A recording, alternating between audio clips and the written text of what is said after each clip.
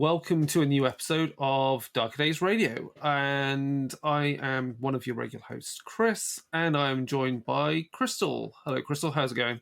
Hello, it's going. It is, isn't it? Spring break. Spring break. No, I don't get that because out of the world of academia, I don't get. Well, even when I was in academia, I didn't get holidays like that. Anyway, yeah, it's going, isn't it? Like it's busy. Yes, There's it has lots been. of things going out and releases we'll cover quite quickly. Anyway, Crystal, what are we talking about today? We're here talking about the Black Ballad. Yes. So it is yeah, on. Sorry, it is on BackerKit right now, and we are here with one of the other writers and editor, right? Jeff Mueller. Excellent. Hey. Hi, Jeff. How are you guys doing? Thank you so much for having me on. That's no problem. Yeah, it's good. Like, it's busy. We'll get a taste of that in the gaming news because there's like tons of stuff going on. So yeah, we're going to talk about Black Ballad. But before we get into that, let's do the gaming news.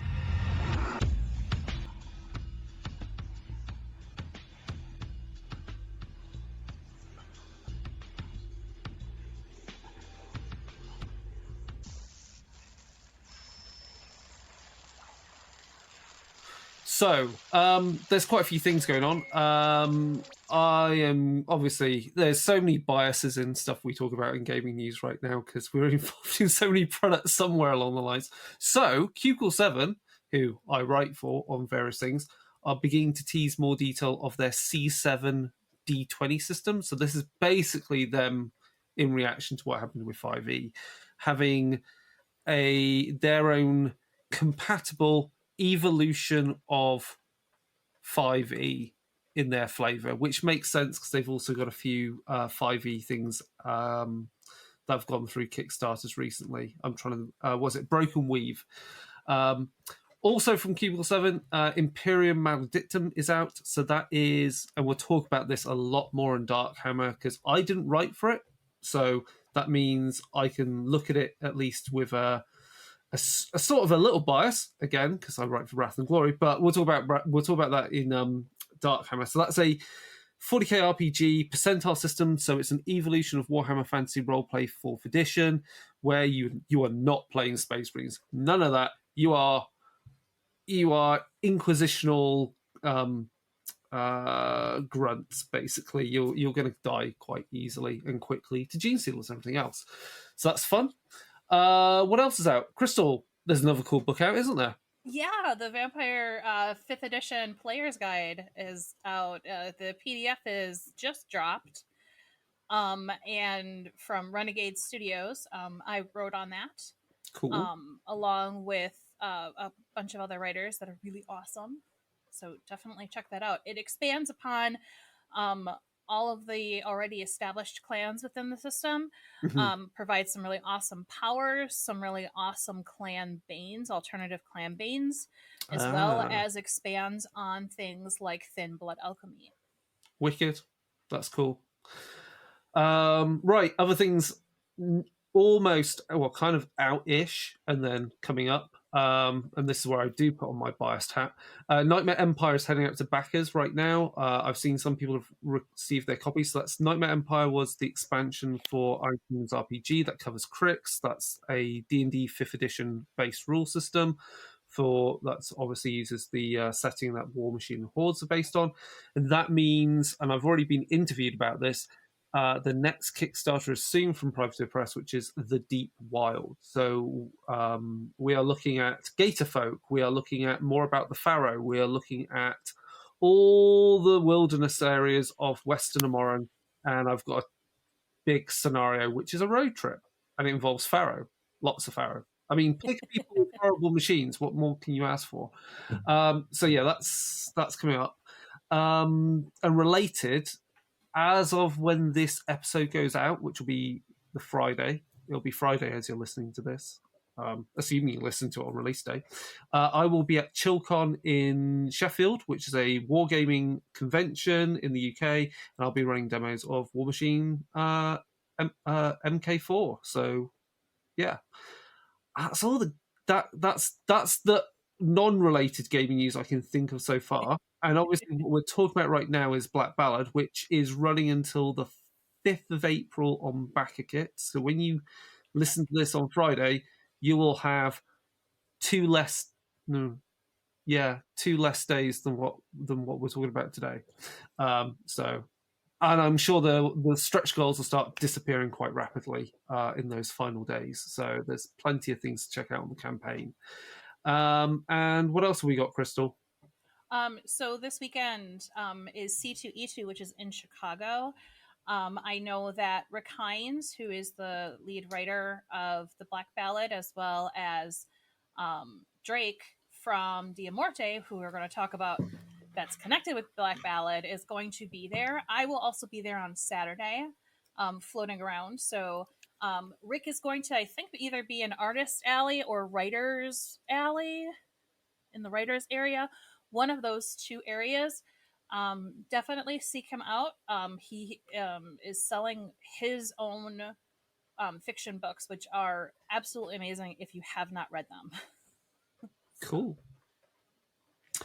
And with that, we can talk about the main part of the show, which is the Black Ballad. So let's move into that part now.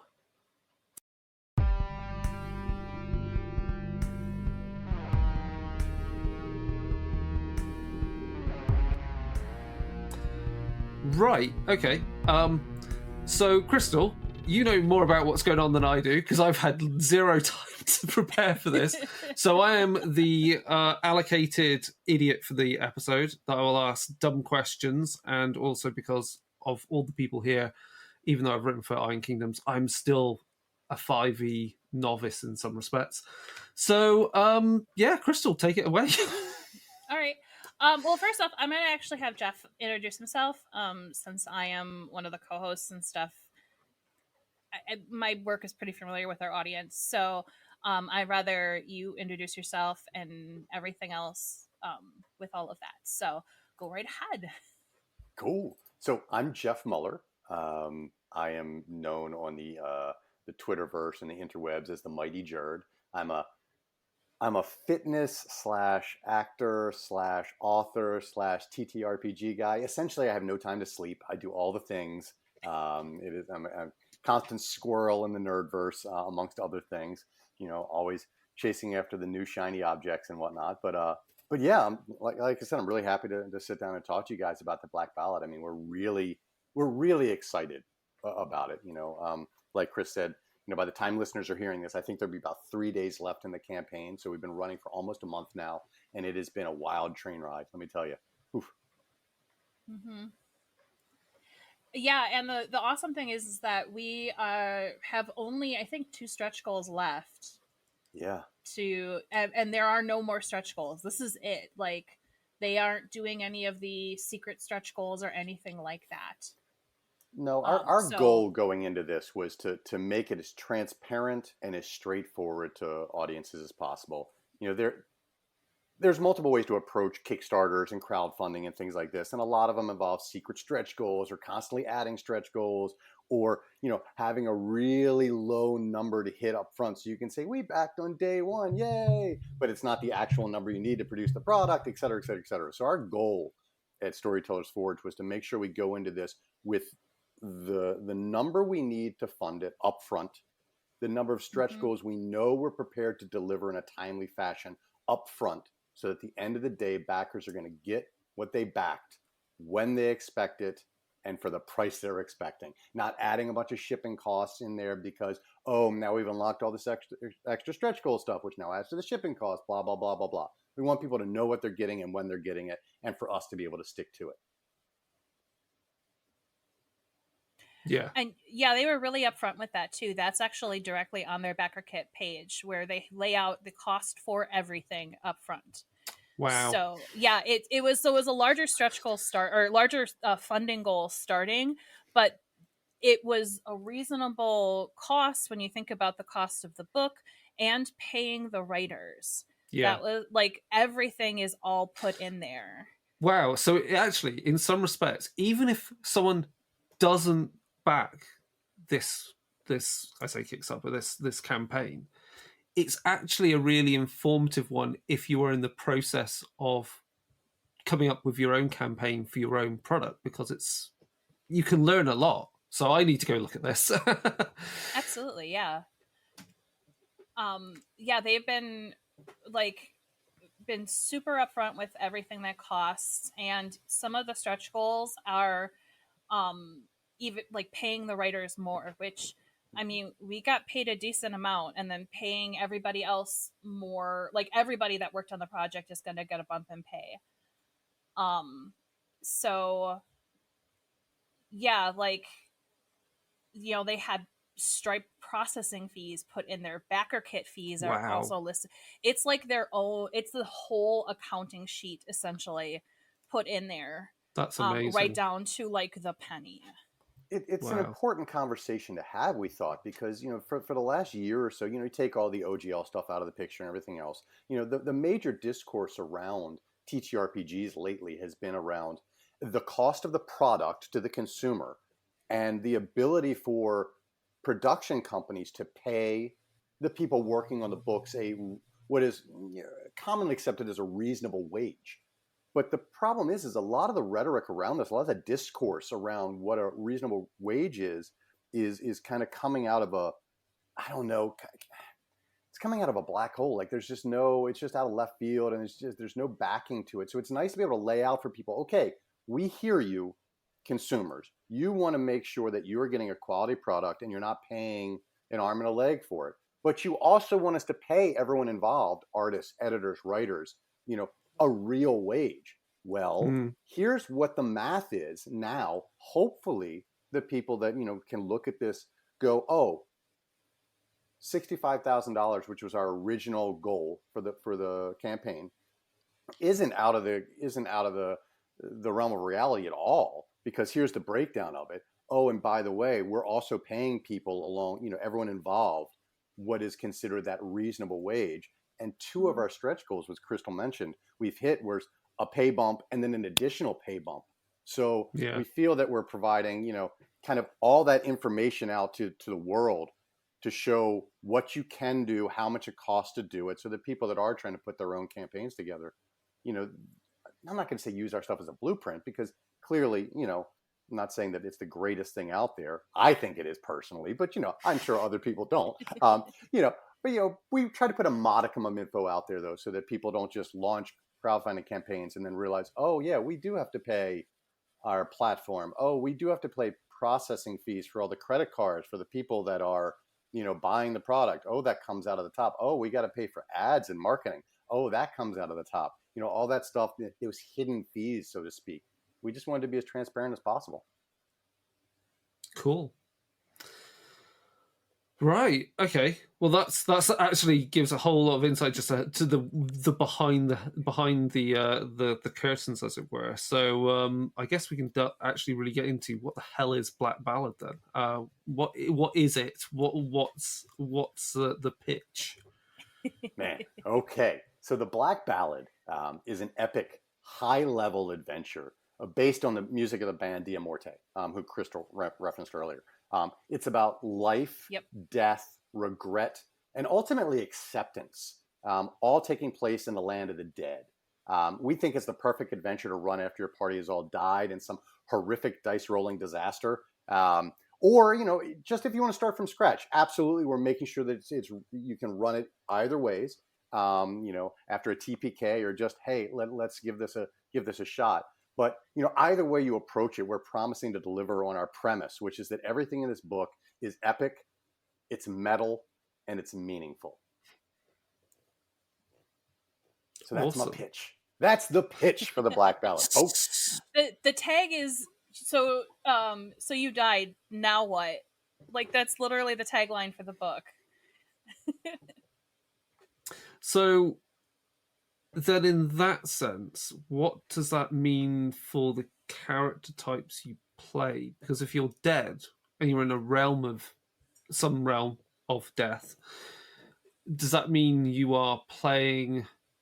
Because I'm now thinking about stuff I did for Iron Kingdom, so I'm going like, are you undead characters in the realm of death, or are you technically kind of living, but that realm of death version of living? So you're not technically undead, like if you were say in Iron Kingdoms and go, I'm going to play a spectre, which you can do. You know what I mean? I'm just trying to get that. Oh, absolutely. What are you? What's the metaphysics? The goal behind this was to be able to plug it.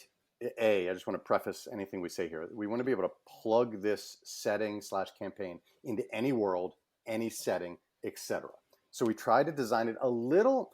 There's a little bit of wiggle room, so storytellers or game masters or dungeon masters or whatever you're calling yourselves can kind of force it in, where the edges maybe don't quite align perfectly. So we've given enough wiggle room for that.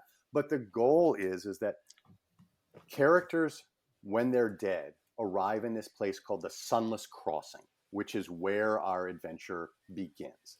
The Sunless Crossing is a holding pen, essentially. We don't want to call it purgatory, because it's not. Most fantasy worlds involve some form of resurrection magic and necromancy and things like this. So our thought process is, well, what happens when those sorts of magics and those sorts of abilities become so commonplace that souls are just being shuffled around like trading cards, like Magic the Gathering cards or whatnot, and gods are just, trading them back and forth and this and that. Wouldn't that be a giant pain in the ass? So in our mind, the cosmic hierarchy of gods have created this place called the Sunless Crossing, which is where souls go to wait to see, am I going to go to my ultimate afterlife, or am I going to get resurrected? Because there's no point in putting someone in their afterlife, letting them experience bliss and ecstasy, or pain and damnation, depending on where your afterlife is going to take you, and then pulling you back because some cleric decides, oh, well, I'm going to go ahead and resurrect this body I found, or some necromancer decides, nope, I'm raising this guy to serve in my army. So the Sunless Crossing is kind of this holding pen where you are a corporal form of your soul's energy. So you're not undead. Your character interacts with the world of the Sunless Crossing as if the Sunless Crossing was a real world and you are a real living character. Now, should your soul be pulled out of the Sunless Crossing, we have rules set in place to kind of dictate how that works. And do you come back as an undead in the real world? Do you move on? Are you a ghost? Are you a specter? Whatever. But while you're in the self-contained area of the adventure, you're interacting with it as if it is the real world and you are a real living character. Cool.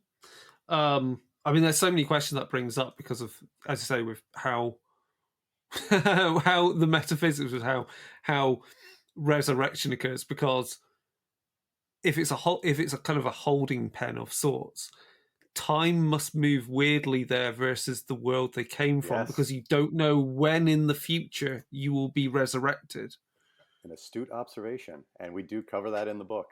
Yeah, excellent. I'm absolutely happy to answer any question you have. Some of my answers might be, you got to buy the book to find out. But we spent months working. So my role on the project is both a writer and a developmental editor and producer. So from the developmental editing side, we spent a large amount of time discussing the metaphysics behind this, because we realized that it has to be baked enough that it feels real and there's verisimilitude and it feels like a real setting. But there also needs to be enough, like I said, wiggle room so that it can fit into existing worlds, existing homebrews, etc., pretty easily.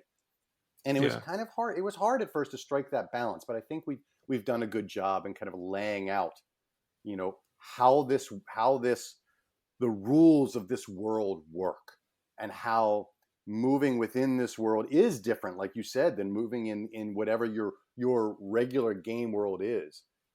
But actions that occur here in this world can definitely impact the larger world, outside of it. So our goal is that storytellers that pick this up and run this adventure, coming out of finishing this campaign, their next homebrew, their next campaign that they run will be changed, and the rules of that world metaphysically will be changed based on the actions and decisions made during this campaign.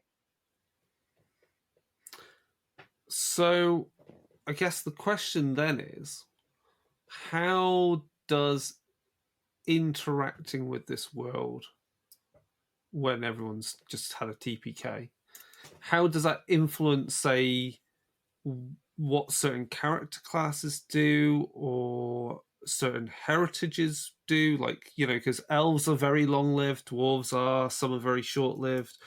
Some character types might have 9 lives if they're cat people, I don't know.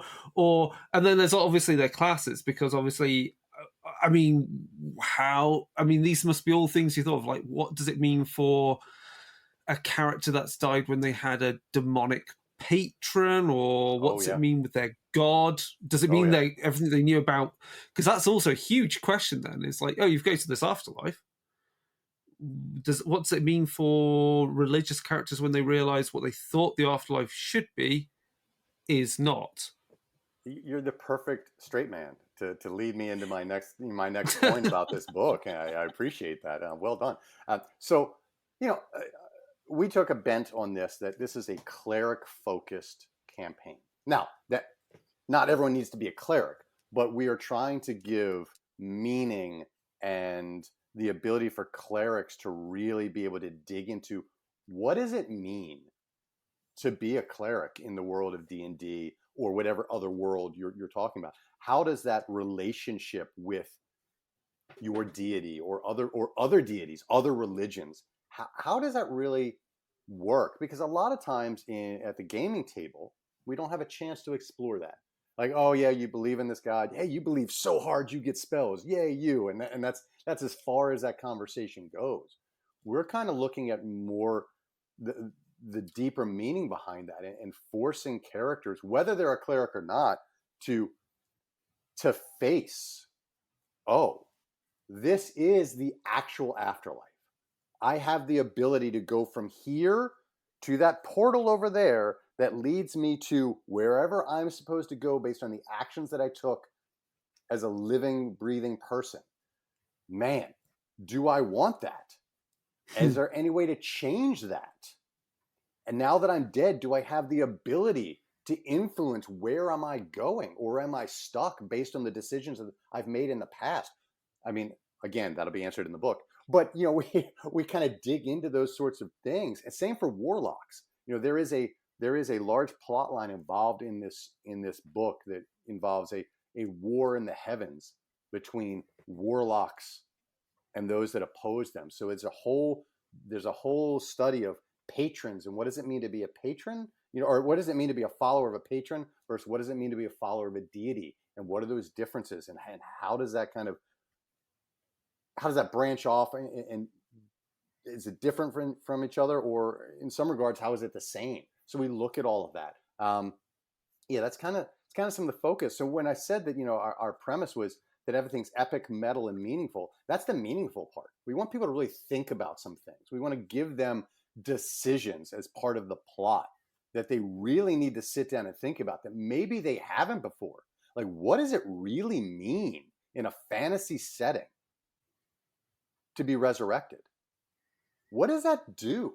What does that do to the people that your loved ones, you know, 10 years later, you know, when you just reappear? You know, it's very much like the Marvel Cinematic Universe, like the blip, right? What happened when people came back after being gone for 5 years? Sends things into chaos. So what happens in a world where people are just resurrecting people willy-nilly and left and right? How does that really impact society? We want people to think about that a little bit. Yeah, because it's like, what's it mean for ownership of things, and just inheritance, and who gets to rule a kingdom when someone comes back from the dead. That's a lot of big questions. So that then, I guess, leads us into the thing that is, when someone dies and they end up in the Sunless Crossing, what do they bring? What are they able to bring with them? And therefore, what are they able to do in the Sunless Crossing? Because surely there must be canny NPCs in the setting that have realized that they get quite a lot of influence by almost preloading people before their resurrections to do something, because there's going to be this cycle where someone's going to get resurrected, do something in the living world, and then someone else is going to die that they were hoping would die. There's this economy of death going on. So, like, economy of death is a great way to talk about, what we've kind of accomplished in this book and what we're trying to look at, and in terms of what characters bring with them. Man, so we spend a lot of time thinking about this. When you start this campaign, you wake up dead, and you wake up with a couple of key items, because our vision for the Sunless Crossing is that everything here is a manifestation of memory. So, a good portion of the metaphysics behind this setting and this campaign is all about memories. Both your memories of what it meant to be alive and what the living world remembers about you after you've passed. And we have characters fill out obituaries and wills as part of the character creation process, or part of the campaign start, session 0 stuff as well, because it's kind of important to look at both sides of that. But characters show up here with a handful of items that they have a strong connection to.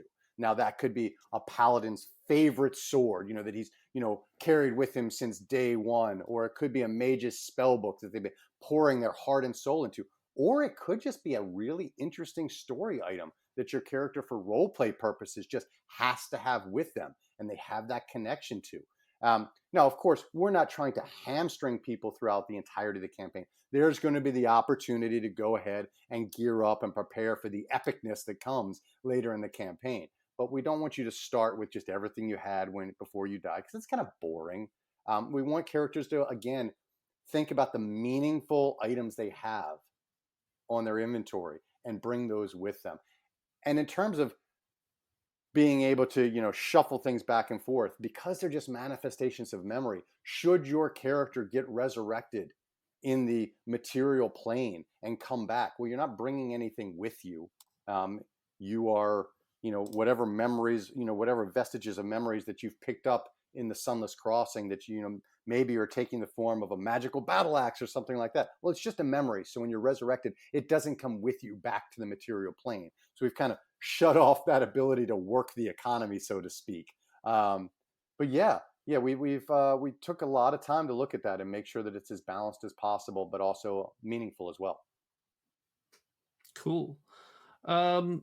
So then I guess the big question is then, I mean, this obviously with regards to the caveats of how much you can say about the plot, what should players be expecting that they can do in this world? Like, because of course, like, some people pick up and they'll look at the scenario and then they're going to be like, right, but obviously there's going to be those players that are always going to go completely on tangents. So what's there to explore for them, like, and do? Like, so it's a fully fleshed out setting. Yeah. For first and foremost, a good portion of the story takes place in the city of Nox Valar, but there are other areas to explore within the Sunless Crossing. There is a plot. There is clearly a story that we're trying to tell here, all about dead gods and this war in the heavens between competing warlock sects and everything else, and a metaphysical disease, if you will, that kind of starts running rampant through the multiverse. Like I said, this gets epic really quick. The first chapter, very chill. You're starting off, you're like, oh wow, we're dead. Let's kind of examine what that means to us. Let's get in touch with our feelings a little bit. Let's kind of feel out what this Sunless Crossing place is all about. Maybe have a couple encounters with the weird stuff that's happening here that we've never seen before. And then it goes to 11 really, really quickly. But we are making sure that there's room for side quests. We've written in, that every chapter comes with multiple side quests to allow for characters to go off on those tangents. Should they be interested in, for whether it's something the storyteller thinks is going to be interesting, or whether it's something the player latches onto. They're like, hey, I kind of want to explore this. Now, granted, there is a point in the plot where we hit ticking clock, where things are happening and we want the players to be focused. But at the end of it, here's the thing: who says where they're going to end up? Maybe they're going to end up back in the Sunless Crossing again, or maybe they're staying there. Maybe maybe they want to explore it. There's a lot of stuff for characters to do here. A lot of things for them to interact with. A lot of NPCs, a lot of new factions, new heritage / species / races, whatever you tend to call it at your table. New classes that they can interact with and kind of play with. Some that are native to this Sunless Crossing setting, and should only be played here. But man, there's so much. I don't want to give away the plot, but perhaps, possibly at some point, the characters might actually fight a god. I don't know. Maybe. I don't know if I should say that, but there's a lot of stuff that's going to happen. Yeah. Cool. So, speaking of things that are kind of unique to that world, then what kind of things are there with like how? Because again, like how magic works. Because like if you're already dead, then certain spells, certain abilities are kind of moot. Like, yeah, absolutely. So, so that must mean you have to fill in some gaps, like the characters that have like turn undead or resurrection spells or so forth. They must have some things that kind of overlay in their place. They do. I'm not going to say that undead don't exist here, and there is a metaphysical reason for that. So turn undead is still very viable in this setting, much to the chagrin of everyone in the Sunless Crossing who doesn't want to see any undead here. But there are a lot of spells that, we're just saying straight up don't work. You can't, you're dead. You're not resurrecting someone while you're already dead. Like that stuff just doesn't work. We shut it off. Plane shift. You're not plane shifting your way out of being dead. There's certain elements, and that's for D&D, and for other settings, we kind of give some guidance to the storyteller about, okay, look, here are the type of spells and type of magical effects that probably aren't going to work here, and here's what you can do to kind of, if you have a character that's built around that specific thing, well, clearly you're going to have to give them a little something else.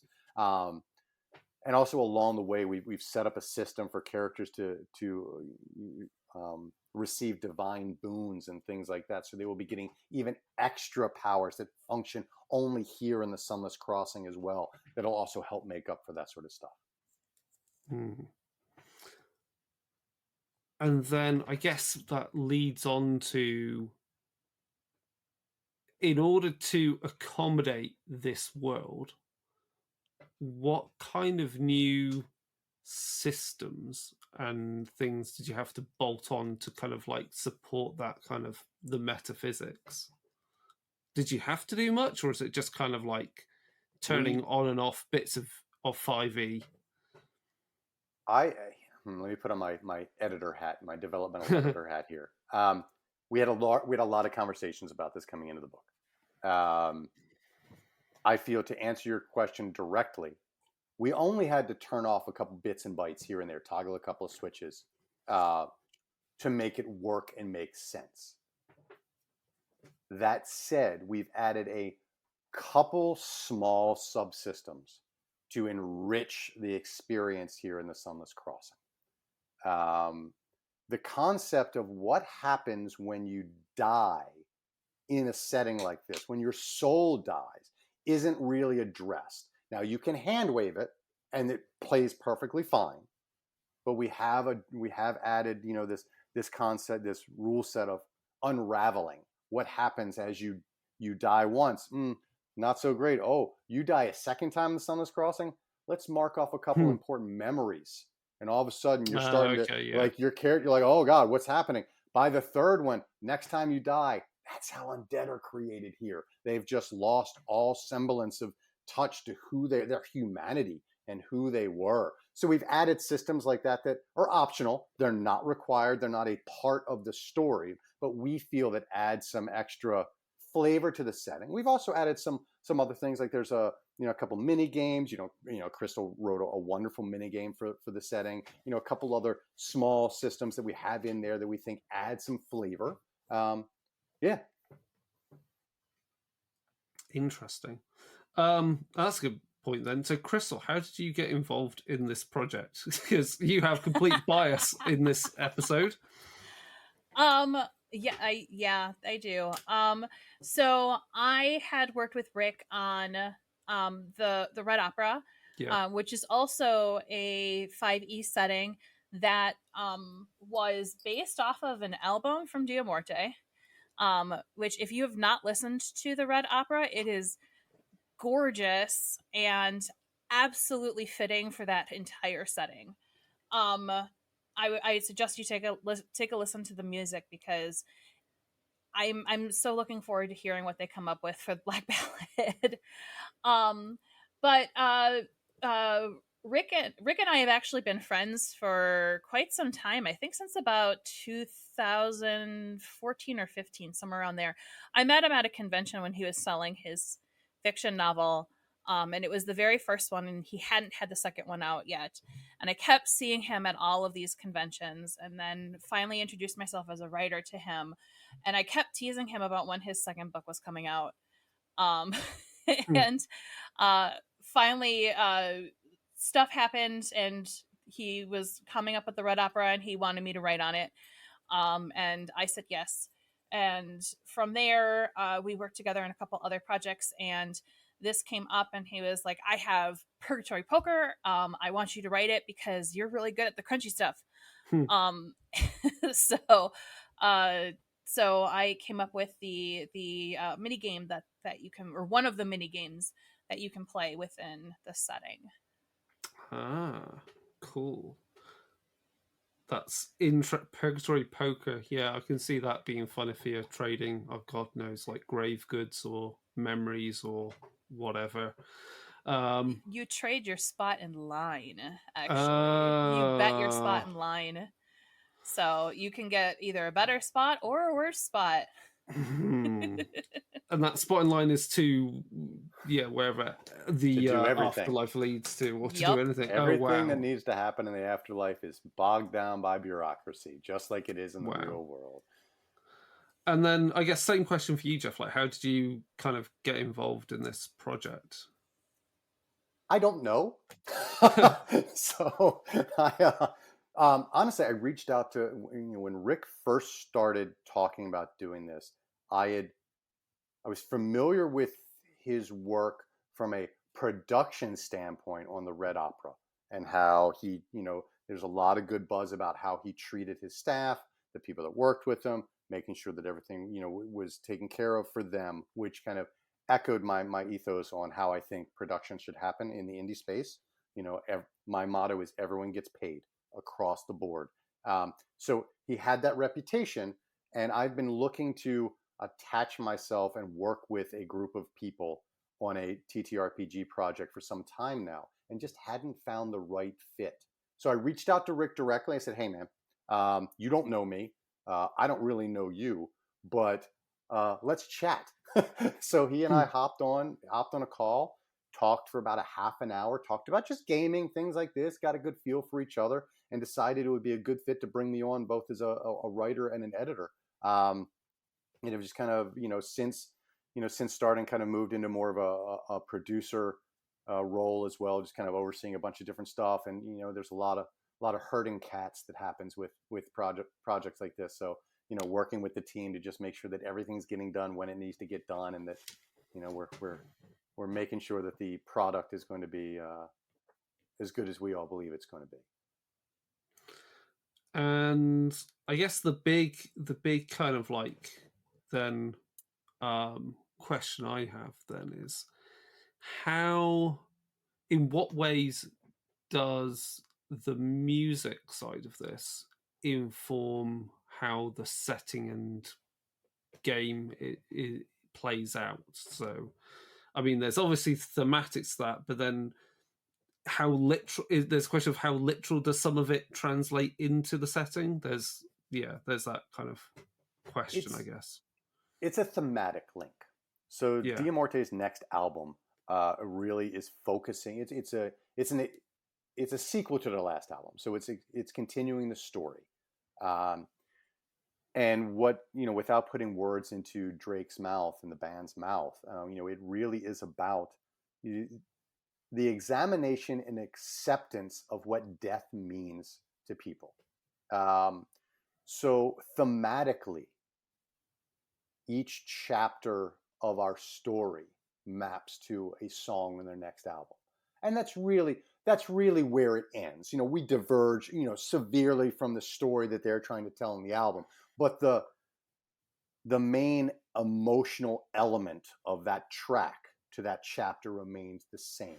Now, there's 2 albums we're talking about here. So DiArmate is going to releasing a metal album, the Black Ballad. As part of our Kickstarter, or our backer kit rather, we're also releasing a DRM-free orchestral soundtrack that storytellers can feel free to use not only at their table, but also when they're streaming, which is kind of nice. That's cool. So they don't have to worry about that hit. So a lot of storytellers, myself included, like to set the mood with music and things like that in the background. So we want to provide not only at least a single track, if not more, per chapter that kind of helps set the mood. It's just nice, if we know what with the story we're trying to tell as writers, to be able to go, and here's something that's evocative, from a sound perspective that you also can use. It just saves the storyteller time of then having to go out and look for music and try and find something that we're just handed it over on the silver platter. But ultimately, the album tells a story of examination and acceptance of death. And so does our campaign. And that's kind of how it's tied together. Cool. I think we've covered almost all the points that we had down. So, I mean, really, is there anything that we've kind of missed? I mean, Crystal, is there any highlights of working on it that you can think of, or things that you've seen other people work, contribute and being like, oh, wow, that's like also novel and would be of interest to listeners so they can go along and back it? What I am actually going to say is that almost every single writer or artist or editor or composer, or even like there's voiceover characters and character work and everything like that. Go to the backer kit and take a look at them and look them up online, because they all have their own stuff going on. Like there are so many fiction writers on here on this project. And some of the add-ons that you can get are their fiction works. Oh, wow. And so, and it's not tied to the Black Ballad. There is going to be fiction coming out for the Black Ballad. But I think like the biggest thing about Storyteller Forge that is really fantastic is that they're looking to become a bigger publisher, and there are going to be a lot more things coming up. This project is their spearhead project, and every single person that's tied to this project is tied to other projects that are going to be going on in the future. And so as a publishing house, they already have like 40 people, like something like that. There's like a whole bunch of writers and stuff on this project, and they're all going to be going off into other projects and stuff like that with Storyteller Forge. And so this, follow those people and look them up, because they are absolutely worth knowing as creators out there. So interesting. Yeah, it's big. Yeah. Any other points or any other highlights that we've missed in this? I do want to make a point that, we've already hit one stretch goal, which was a system conversion. Our last stretch goal for the campaign is a second system conversion. We know that D&D is not everyone's favorite system. We understand that. So what we're going to be doing at the end of the campaign, as soon as we lock it up, we take a day to breathe and rest, is we'll be reaching out to all of our backers. And if, we have both, either one or two of those conversions unlocked, it's going to be open to community vote what we go with. We haven't decided yet. We all have our favorites, our own personal biases, but really it's about what the backers want. So if it ends up being that the backers say, we want a Pathfinder conversion, well, we're going to give them a Pathfinder conversion. If they want a Savage Worlds conversion, that's what we're doing. If they want Morkbork, that's what we're doing. We are we are 100% open and ready to do the conversions to make sure that the story works at whomever's table wants to run it. Boom. Cool. There, I said it. That's really cool. Right. I can't think of anything else to ask about it because there's like, obviously there's a whole lot of what is in this campaign which is tied up in the plot because it is an adventure. So there would be just massive spoilers, and that would just be pointless then for this episode, is to give away so many spoilers like that. But Crystal, are you satisfied that we've covered all the points that you think we should have covered? Yeah, absolutely. Cool. Because I can't think of anything else. And it's way past midnight at my end, so I have zero other thoughts in my head now, other than from my point of view, looking at it, it does some things which is it upends things that are kind of accepted things in D&D. Like, we're talking about you can't do your resurrection because they're already dead, so you can't use those sorts of things. Again, to me, having worked on Iron Kingdoms, I see parallels with that, where you turn on and off elements of D&D to make the setting unique. I think there's also some interesting concepts which I kind of that I find reminiscent. If you've ever played Kingdom Death, where people just your survivors wake up in this nightmare world, I get huge amounts of that kind of vibe. And there's elements, obviously, our long-time listeners, there's definitely elements of like Wraith and Geist in there. Also, Mummy the Curse, because they're also memory-based characters. So I think there's shockingly definitely some of the writers have worked on those projects. Oh, what a freaking surprise! Well, there we go. So yeah, I think there's definitely going to be. There's also, I think, of the underworld setting in Exalted. Even I think there's definitely elements there which mostly, and that's the thing, because obviously it's a setting, but is, as you said, is agnostic, so you could fit it into your homebrew, which means then obviously go plunder your other RPGs for your inspirations and pull them in, because I guess the Sunless Crossing doesn't have a set thematic style, so if you wanted it to feel more, have elements of almost an East Asian elements of the afterlife and underworld in those societies, and how you pull it into how you want to run your game, or other underworlds, I can see that working quite well. Cool. Well, I think that's it. That's an hour or so. Again, thank you, Jeff, for going through that. Crystal, thank you for obviously helping put the show notes and organising this. So where can people get in contact and find out about stuff? So we will include in the show notes, obviously, the link to the backer kit for the Black Ballad, where you'll find everything that you'll need. But Jeff, can people find you on the interwebs if they want to follow your work or read about what you do?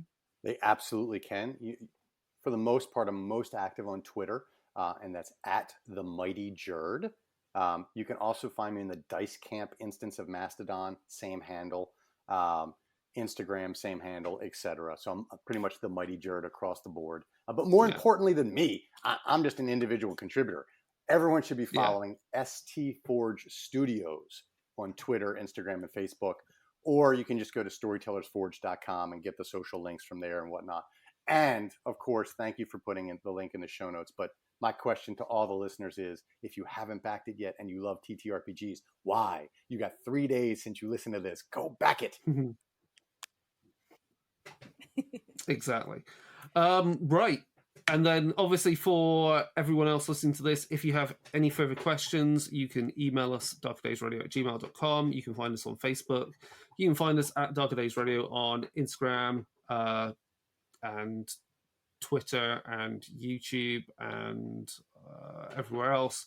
You can come onto our Discord, obviously, follow the links where you can chat about this and anything else.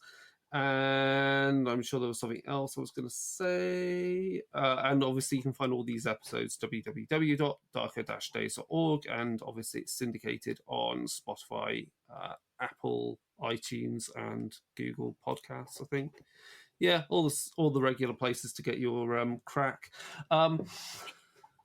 And I think that is it. So thank you again, Crystal, for putting this together. And thank you, Jeff, for the overview and insight into this pretty cool, very cool book, game, setting, world, scenario, story. It's all of those things all in one book. So, and that's it for now. So we'll be back with more episodes of Dark Days Radio, Dark Hammer, and other wonderful things soon. So goodbye for now.